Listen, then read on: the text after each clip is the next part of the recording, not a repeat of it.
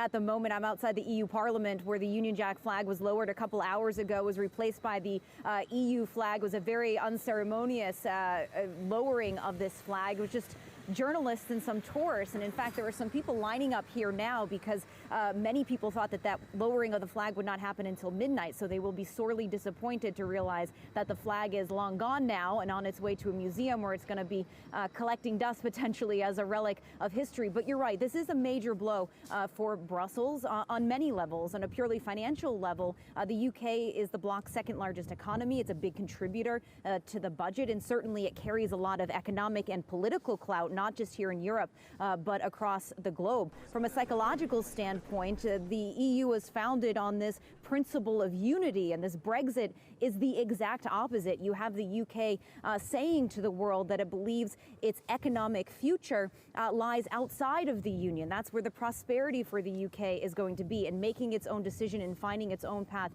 forward in the world. There is also some concern in Brussels that if the UK can make a go of this, if there can be a successful Brexit, that it could galvanize other nations or other people who are not so happy within the EU to push their own countries towards an exit of their own. So when we heard from the presidents of the European Council, the Commission, and the Parliament earlier today, they were talking about unity. There's this big stress being placed on unifying the remaining 27 members. Take a listen to what the European Commission president had to say.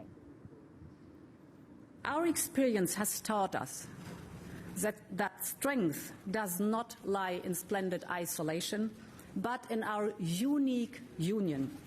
Nowhere else in the world can you find 27 nations of 440 million people speaking 24 different languages, relying on each other, working together, living together.